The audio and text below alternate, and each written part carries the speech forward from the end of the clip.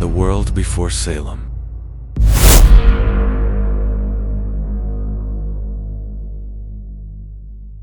The year is 1692. A bitter winter has gripped the Massachusetts Bay Colony. Frost clings to the branches of naked trees. The wind howls through wooden houses, rattling shutters, seeping through every crack. Families huddle close to the hearth, clutching Bibles, whispering prayers into the dark. Here, in this fragile settlement at the edge of a vast wilderness, fear already lives. Fear of the forest, fear of the unknown, fear of the devil himself. But the story of Salem does not begin in Salem. To understand the frenzy that would soon consume this small Puritan village, we must first step back to the world that created it. The Puritans had crossed the Atlantic fleeing persecution in England. They longed to build a city upon a hill, a pure, godly society that would stand as an example to the world. But survival in the New World was never easy. Crops failed, winters killed, wars with native peoples bled them.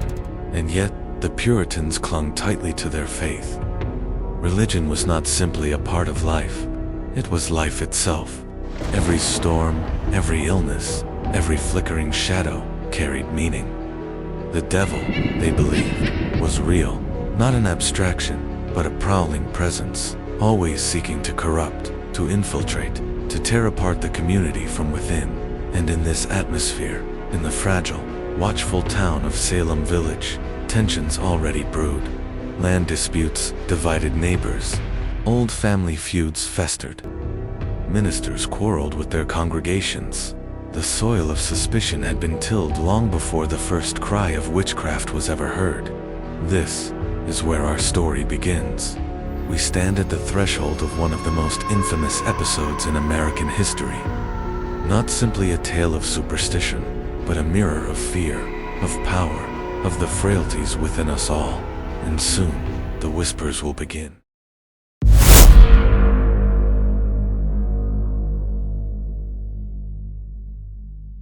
To understand the Salem witch trials, we must walk through the everyday lives of the people who lived there.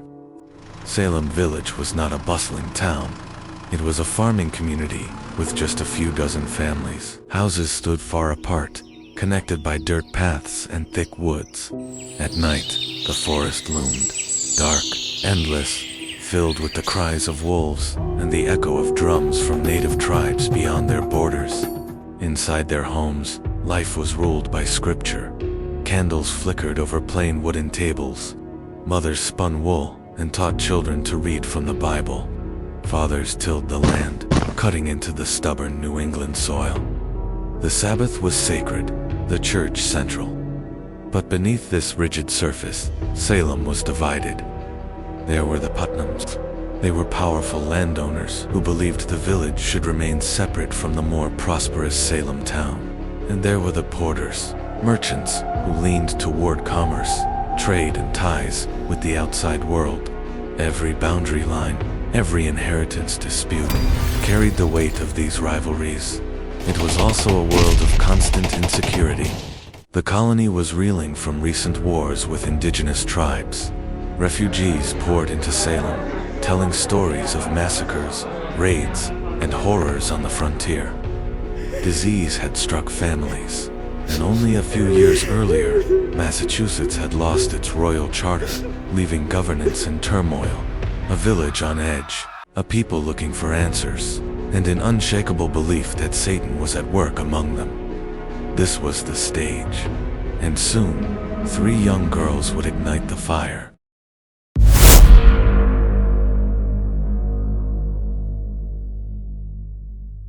January 1692, in the home of Reverend Samuel Parris, 2 girls, Betty Parris and her cousin Abigail Williams, began to act strangely. They screamed and thrashed, and claimed to be pinched and bitten by unseen hands, their bodies twisted into impossible shapes. Soon, other girls joined them, Anne Putnam Jr., Mercy Lewis, and Mary Walcott. They too began to shriek and convulse and cry out the names of specters tormenting them. And who were these specters? When pressed, The girls accused 3 women, Tituba, an enslaved woman in Reverend Paris's household, of Arawak and African descent, whose stories of magic and spirits may have fascinated the children, Sarah Good, a destitute beggar, shunned by the community, and Sarah Osborne, an older woman who had defied Puritan norms by refusing to attend church and marrying beneath her station. 3 outcasts, 3 easy targets. When Tituba was questioned, she confessed. She told vivid tales of black dogs, red cats, and witches flying through the night. She even claimed that there was a coven of witches already working to destroy the village. It was enough, Salem believed. The fire had been lit.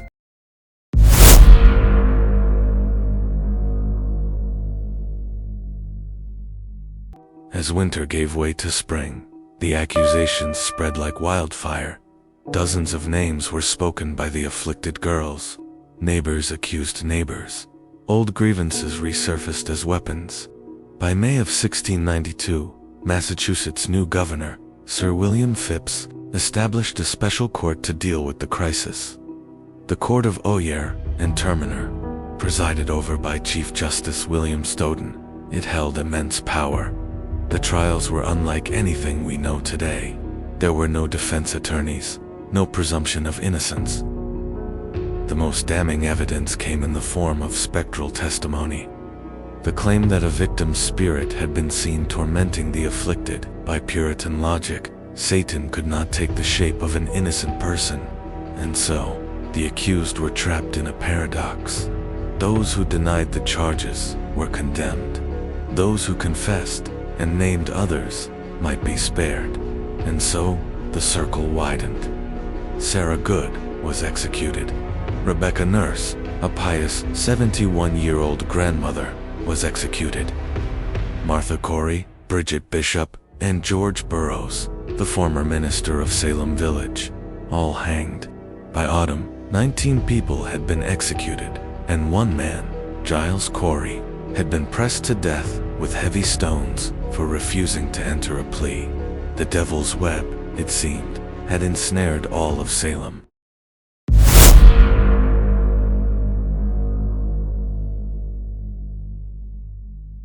The Salem witch trials have become infamous, a synonym for mass hysteria and religious extremism. But to really understand what happened in Salem, you have to step back and see the wider world pressing in upon the village. The colony of Massachusetts was in political chaos. Only the year before, its original charter had been revoked by the English crown and replaced with a new royal government. Many colonists resented this loss of autonomy, and the new government was desperate to prove its legitimacy. At the same time, the so-called frontier burned.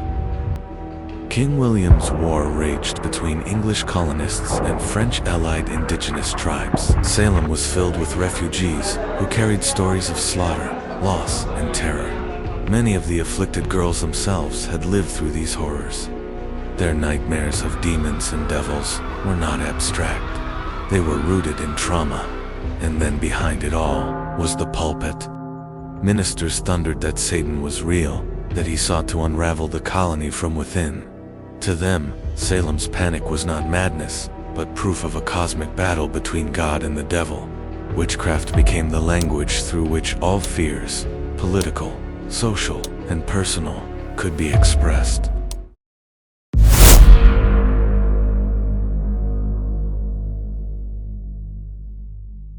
Salem, Massachusetts, 1692.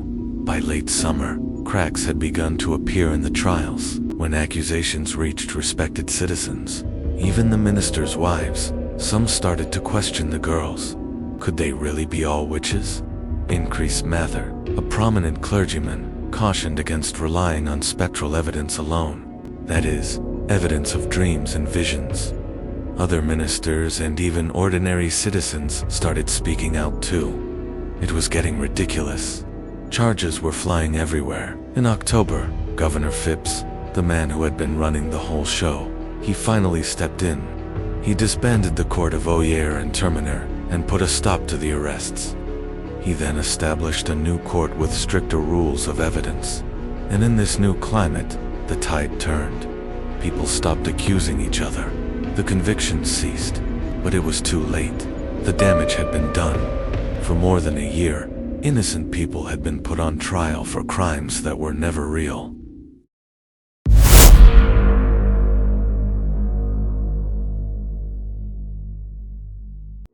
By the spring of 1693, the witch trials were over. Governor Phipps issued pardons for those still in prison, but Salem would never be the same. Families were shattered. Property had been seized. The executed were denied proper burials. The afflicted girls, whose testimonies had condemned so many, slipped back into silence. Some would later admit they had lied, or at least been deceived by the devil. Others never spoke of it again. For years, the colony wrestled with guilt. Jurors signed petitions of regret. Judges asked for forgiveness. Even Samuel Sewall, one of the leading magistrates, publicly repented in church, standing before the congregation to confess his shame, and yet no apology could bring back the dead.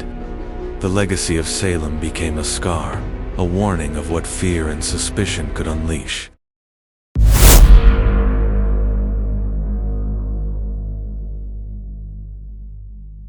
In less than a year, the Salem witch trials ended, but their shadow has lasted for over 300 years. In the decades that followed, the trials became a symbol of injustice, of mass hysteria, and of the dangers of unchecked power. They inspired literature, from Cotton Mather's own writings to Arthur Miller's The Crucible, written in the shadow of McCarthyism, when accusations of communism echoed Salem's frenzy. But beyond allegory, Salem was real. Real men and women were bound and hanged. Real families were torn apart. Real communities were poisoned by fear. It is easy to dismiss them as superstitious and ignorant. Yet the Salem witch trials remind us that fear is timeless, that suspicion, once given voice, can spread like wildfire, that justice, without reason, can be twisted into a weapon, and perhaps, most hauntingly of all, that what happened in Salem could happen again. The graves of the executed lie quiet now. The forest has reclaimed the fields where gallows once stood. But if you walk through Salem today, if you stand where they stood, you can almost hear it. The echo of voices, the cries of the condemned, the silence of a community forever marked. The Salem witch trials were not just a tragedy of the past. They are a mirror held to the present.